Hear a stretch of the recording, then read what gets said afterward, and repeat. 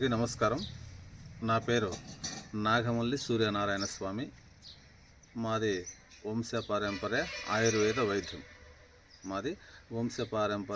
ఆయుర్వేద వైద్యం.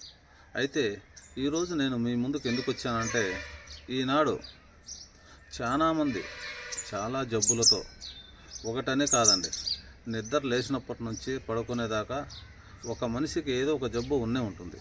అలాంటి జబ్బులు చాలా వరకు మనం హాస్పిటల్ చుట్టూ తిరిగి డబ్బులు పోగొట్టుకొని నయం కాక చాలామంది మానసిక వేదంతో కూడా బాధపడుతున్నారు. అయితే మనం చేసేటువంటి ఆహారపు అలవాట్లు కూడా కొన్ని బాగా ఉండాలి. మనం చేసేటువంటి మనం తినేటువంటి ఆహారాలు సరిలేక మితము లేకోకుండా ఎంతంటే అంత తినడము. ఎందుకంటే మనము తినేది కొంచెమైతే మనం విసర్జించేది తక్కువ ఉంటుంది. అంటే కడుపులో పేరుకొని పోయేసి డైజెషన్ కాక, అంటే సరిగ్గా మనం విసర్జించలేక ఎన్నో జబ్బులు పొట్టలో నుంచి మనకు ఉత్పన్నమయ్యి అనేక రకమైనటువంటి జబ్బులు వస్తున్నాయి. అక్కడ ఎప్పుడైతే పేరుకొని పోతుందో రక్తం శుద్ధి లేకుండా పోతుంది. రక్తం శుద్ధి లేకుండా ఎప్పుడు పోతుందో అప్పుడు అన్ని జబ్బులు వస్తూ ఉంటాయి. వాటిలో మెయిన్ మనకు చూపు అండి. నయనం ప్రధానం అంటారు. కాబట్టి చూపు ముఖ్యమైనది. నేను మళ్ళీ చెప్తున్నాను, గురువు గారు మీరు ఎక్కడ ఉంటున్నారు, మీది ఏ జిల్లా అంటున్నారు. మాది సత్యసాయి జిల్లా కదిరి దగ్గర నల్లజెరువులో ఉంటున్నామండి. సత్యసాయి జిల్లా కదిరి దగ్గర నల్లజెరువులో ఉంటున్నాము. కాబట్టి ఈరోజు మీకు అలాంటి కంటి చూపుకు ఒక మంచి మందు.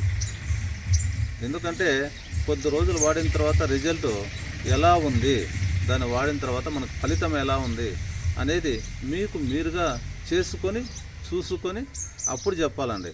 ఊరికే మీరు అక్కడ సెల్లులో మనం యూట్యూబ్లో ఆన్ చేస్తూ ఉన్నట్లే కనపడతా ఉన్నట్లే, గురువుగారు నేను ఇన్స్టాగ్రామ్లో చూశాను, మంది ఎక్కడ ఇది చేశారు, ఇది కరెక్టా, ఇది అవునా కాదా అనేటువంటి అనుమానాలు చాలామందికి వస్తున్నాయి.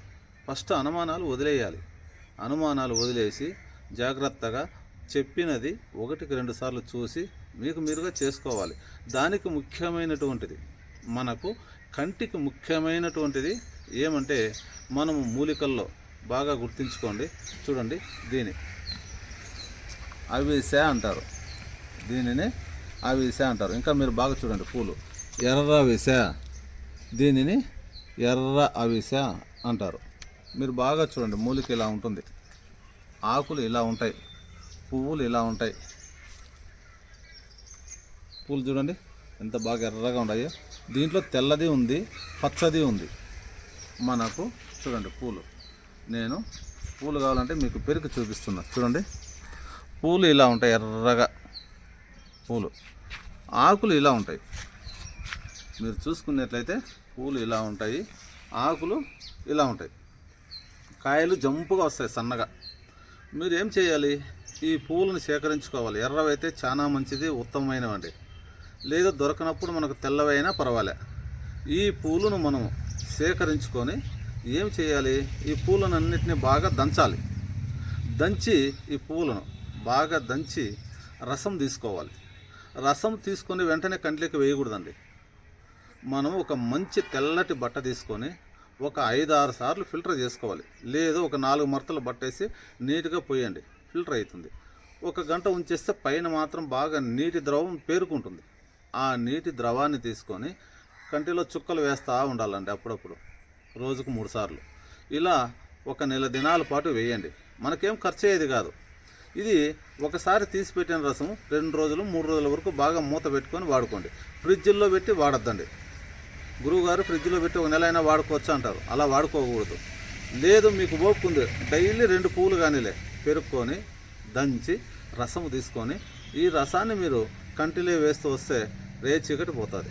ఇంకా మనకు డైజెషన్ ఫ్రీగా కావాలంటే వీటి నేత కాయలు, అవిసి ఉన్నది కదా, దీని కాయలు వస్తాయండి. నేత కాయలు, లేత కాయలు తీసుకొని మనము దాన్ని మాదరించుకొని, అంటే తాలింపు పెట్టుకొని తింటా వస్తే బాగా డైజెషన్ అవుతుంది. ఈ ఆకు కూడా చూడండి, ఈ ఆకు కూడా నల్దంచి, ఈ ఆకు ఈ నేత కాండము ఇక్కడ ఉంది కదా, బెరడు, ఈ పైన మనం బెరడు తీసుకోవచ్చండి. దీనికి ఈ బెరడు పైన ఒలుచుకొని బాగా దంచి రసము తీయండి. రసము తీసుకొని ఎక్కడైనా మనకు సొరియాసిస్, గజ్జి, తామర ఇలాంటి జబ్బులు ఉంటాయి. అలాంటి జబ్బులకి ఏం చేయాలి, దానిపైన పూయాలి. బాగా పసురు తీసేసి పసురుని ఇలా పూస్తూ రావాలి.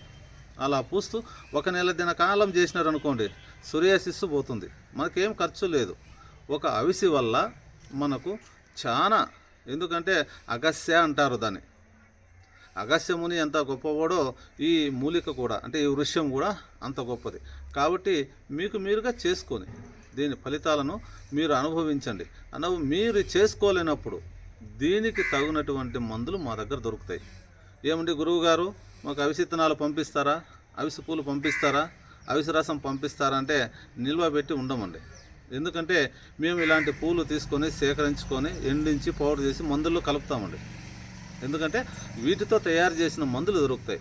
మీరు చేసుకోలేనప్పుడు కింద కనపడేటువంటి నెంబర్కు కాల్ చేసి, గురువు గారు మాకు ఈ వ్యాధికి మందు కావాలి అంటే మేము పంపిస్తామండి. కింద స్క్రోలింగ్ అయ్యేటువంటి నెంబర్కు మీరు కాల్ చేసి పంపించమంటే అప్పుడు మేము పంపిస్తామండి. నమస్తే.